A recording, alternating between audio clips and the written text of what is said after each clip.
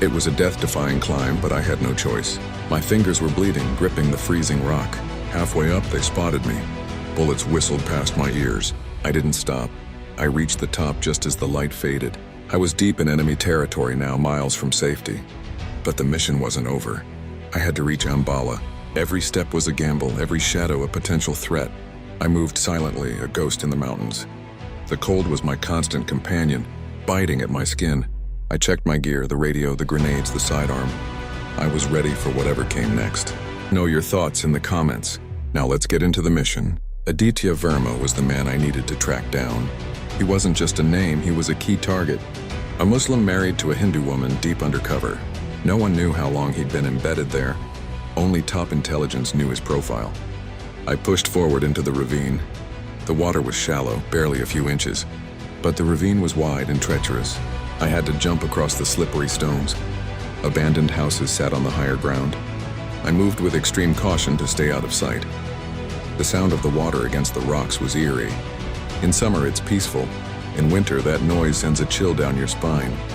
A fall here meant soaked clothes, and in this cold, that's a death sentence. I stayed on the left bank, hidden by the thickets. My destination was Ambala, past the Kashmir border. My team had given me the intel, but the reality on the ground was different. Another Indian post loomed ahead, guarding the pass. I crawled under it, sticking to the main trail. It was safer that way. No landmines on paths they used themselves. Suddenly, voices broke the silence. I dove into the brush, my hand gripping my pistol. If I hadn't heard them, I would have walked straight into an ambush. "Move faster," one said.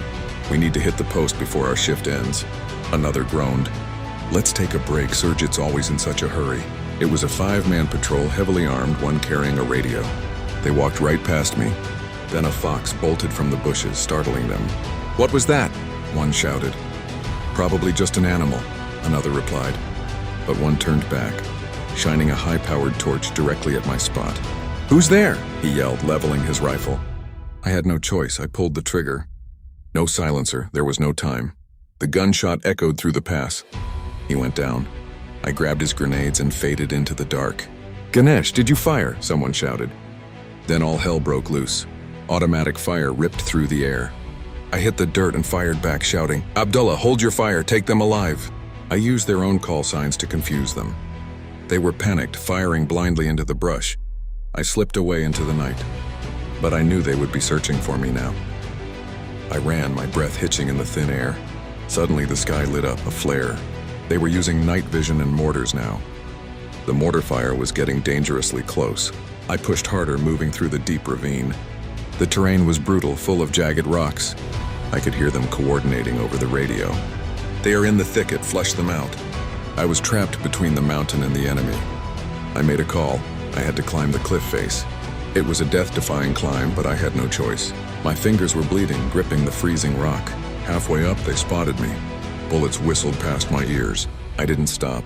I reached the top just as the light faded. I was deep in enemy territory now, miles from safety. But the mission wasn't over. I had to reach Ambala. Every step was a gamble, every shadow a potential threat. I moved silently, a ghost in the mountains. The cold was my constant companion, biting at my skin. I checked my gear, the radio, the grenades, the sidearm. I was ready for whatever came next. They were still hunting me, but I knew this terrain better than they did. I used the mountain ridges to hide my tracks. Night turned to dawn and the chase grew more intense. They were calling in reinforcements, sealing the perimeter, but I kept pushing forward deeper into their lines. I knew I couldn't be caught. The mission was everything. One mistake and it was all over. Focused, blocking out the pain, the hunger, the cold. I was a shadow, a whisper in the wind. I saw a patrol ahead. They were blocking the path. I had to find a way around through the dense forest. It was slow going, branches cutting my face. I finally saw the outskirts of the town, but the border was still miles away. The stakes were higher than ever. I checked my watch. Time was running out. I had to reach the extraction point by daybreak. I picked up the pace, ignoring the exhaustion. This was the final stretch. If I could just make it past this ridge, I'd be in the clear. The silence of the mountains was deafening now. I moved with purpose, eyes fixed on the horizon. I was coming home. The mission was successful. But the cost, that was a burden I'd carry forever. The life of a soldier is never easy. but we do what must be done. For the mission, for the country. We are the silent protectors. The unsung heroes in the dark. And the fight, it never really ends. It just changes form. We endure, we fight, we survive.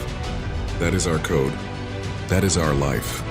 Thank you for listening to my story. Until next time, stay vigilant.